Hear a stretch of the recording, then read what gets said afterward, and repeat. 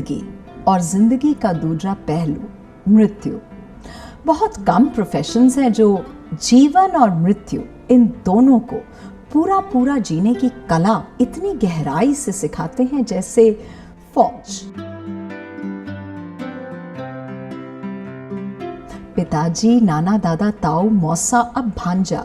करीब 80 साल second world war के पहले से हमारा परिवार भारतीय फौज से जुड़ा रहा है, या कहें कि भारतीय फौज हमारा परिवार रही है।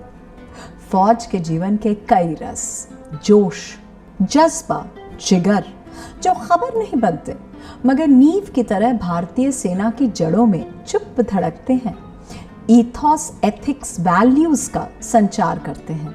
इन क्वालिटीज को हमने कहीं बिटिया की तरह जिया है, इनके साक्षी रहे हैं, इन्हें देखा है, पिया है। फौज की कुछ आम, कुछ खास जीवन गाथाएं, छोटी छोटी सच्ची कहानियां बेटी की नजर से अगले कुछ हफ्ते आपके साथ शेयर करेंगे। आज शुरू करते हैं।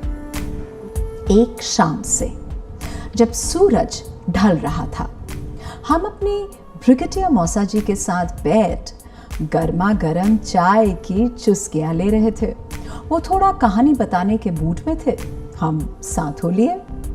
हमारी कल्पना को वो ले गए समय 1990 का दशक, जगह कश्मीर। आपको शायद याद होगा 90 के दशक कश्मीर में मिलिटेंसी बहुत बढ़ रही थी।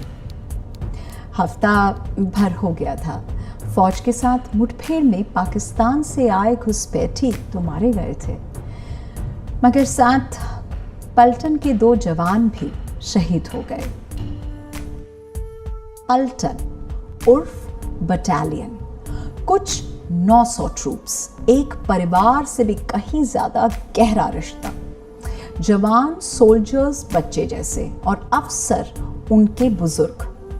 कमांडिंग ऑफिसर सीओ साहब तो जैसे गांव बूढ़ा, ओल्ड मैन, दादा। अद्भुत रिश्ता होता है, वफादारी और प्यार भरे हक का। हमारे पिताजी हमेशा बड़े गर्व से कहते थे, माय मैन, मेरे जवान। उस शाम सीओ साहब अकेले अपने कमरे में बैठ बस यूं दीवार ताक रहे थे, आंखें सूनी, होठ मुरझाए। कश्मीर की वादियों का सन्नाटा सीओ साहब के दिल में गूंज रहा था। 2 जवान शहीद हो गए थे ना। सीओ साहब के जैसे अपने ही बच्चों की जान गई।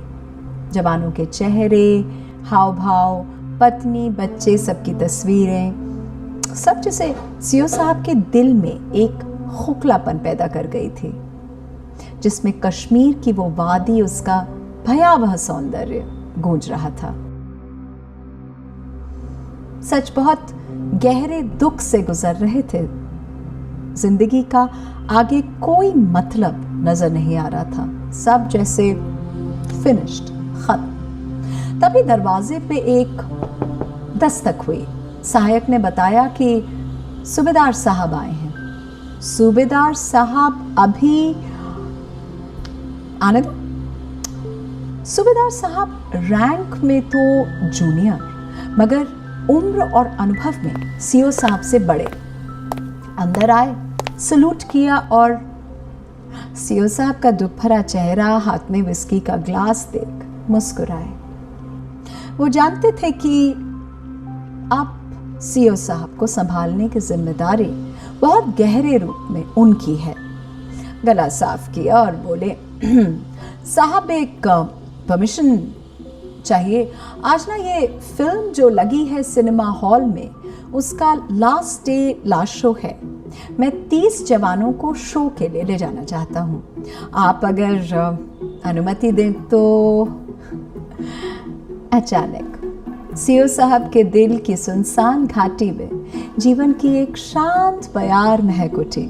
30 जवान, पिक्चर शो। माना 2 सैनिक साथ नहीं रहे, मगर अभी बाकी तो है ना।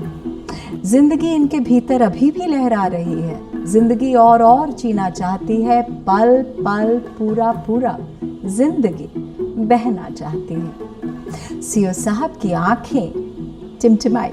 वो नटखट मुस्कुराए, बोले, सूबेदार साहब 30 टिकट नहीं, 30+1 हम भी साथ चलेंगे। घटना याद करते हैं तो लगता है हम सब ने भी अपने जीवन में क्या क्या नहीं खोया। सच पूछे तो किसने किसने नहीं खोया, मगर वो जो अभी है, जिसमें जीवन धड़क रहा है, उसे क्यों ना देखें। जो नहीं है उसे देख दुख से घिरे रहना कहीं एक गहरे रूप में जिंदगी को अस्वीकार करना नहीं है क्या? जो है अभी यहाँ, क्यों ना उसे पूरा पूरा जिए। जिंदगी की इस गहरी सीख के लिए भारत की फौज को हमारे सलाम। साथ सूबेदार साहब, सीओ साहब, पलटन के सब जवान, हमारे मौसा जी, और हाँ, उस फिल्म को भी सलाम जिसने ये मौका दिया हमें ये कहानी कहने का। उम्मीद की जीवन के इस जश्न में आपसे फिर मुलाकात होगी। जय हिंद।